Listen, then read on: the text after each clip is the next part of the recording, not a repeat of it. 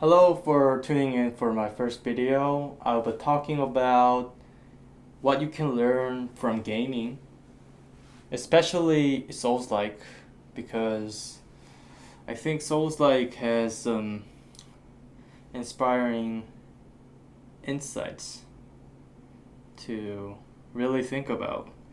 Not just not just the entertainment part of it, but it is really fascinating concepts to think about. So maybe you're thinking you should play Souls-like, maybe you're not. If you already have played it, this could be a little nice insights. First that I want to talk about is it's not that deep.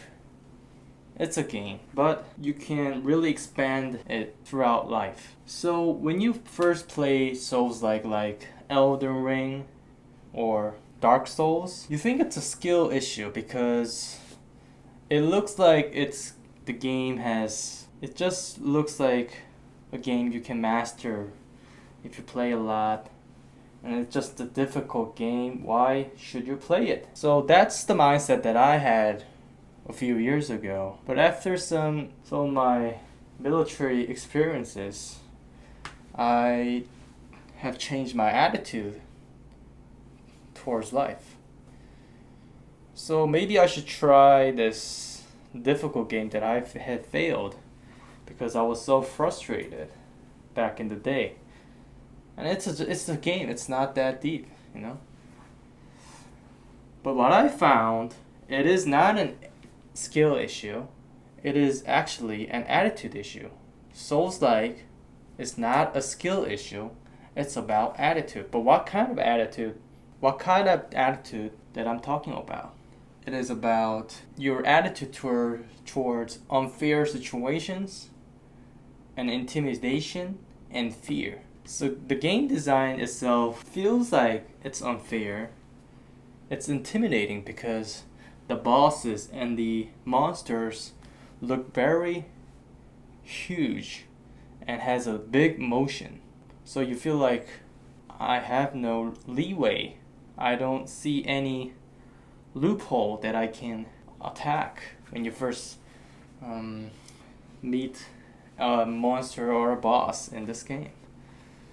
So you try a little and you feel like if you're really into it, or if you're like a streamer, you will have the motivation to keep playing because you have to play it, or you just like playing it. Eventually you'll get better. Eventually. Hours of practice, you will get better. And you will start to see the leeway. I think that is a concept that you should remind yourself in your life. If you're going through a frustrated situation, if you keep trying and trying and trying, it will get better. It will not be as hard as you started before. So, okay, that's one insight that I found is it will get better. And the second insight that I found is seeing. So what I realized after playing a game called Sekiro, it has less RPG elements than Elden Ring, or it doesn't have the OP elements to cheese out the bosses. So it's more oriented, more controlled environment, and more violent in the Souls-like aspect. But what I realize is when I keep playing and playing, I try to think, what is the issue? Why am I keep dying? It was that I wasn't seeing the monster. I wasn't seeing the movement. I wasn't reading the terrains. I was not seeing, I was reacting. But seeing is more important than acting. especially in this game. Because if you make a slight mistake, if you don't see it correctly, it will punish you with death. So I reminded myself, let's see it first. Why am I not seeing it? Because throughout the failures of this mechanism, this game's core mechanism is failure, I get frustration. I feel angry at myself or the game. I fear the monster or the design, and then I try to give up. Therefore, I am not seeing the monster. But the core concept of Soulslike, the core principle to beating the Souls game is you gotta see it. Then you can move, act on the exact timing. But it makes it hard to see because of the game design. Like I said, unfair. It looks very huge. So there is a concept called OODA in America military rulebook. It's observe, orient, decide, and act. So you should absorb it. It's seeing it. And then orient the situation. And then you decide.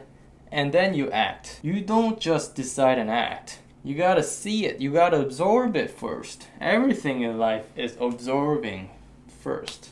How the terrain is, how the monster moves, what is the pattern of it, what is the atmosphere, what is the design, what is the mechanism. Everything is about absorbing first. And then orienting, and then deciding, and then acting. But if you don't go specific situation and you don't observe it, then you can't make it out of this game. Or you put couple hundred hours to beat the game, and you just get you just get good at it, and that's just one way to play it, but it's not that deep. So what I'm just saying is, the second rule is seeing the OODA way. So, last point that I want to make. One way to do the seeing the OODA loop is meditation. Mindful meditation also is a way to slow down the decide and act process in life. When you wake up, you just decide and act. You just do whatever you want. You just doom scroll the SNS, and you just eat whatever junk food there is.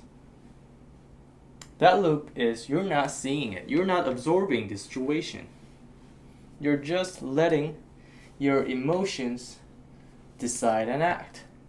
And that's the terrible way of living. I think, yeah, that's my opinion. And in this thread, I think it is good to play Soulslike in this kind of way, to practice absorbing. This method could be adjusted in any other games too, but when I thought about it, I think assassin games are good because it has a pattern and you gotta observe it, orient it, more slow process, and then deciding and acting.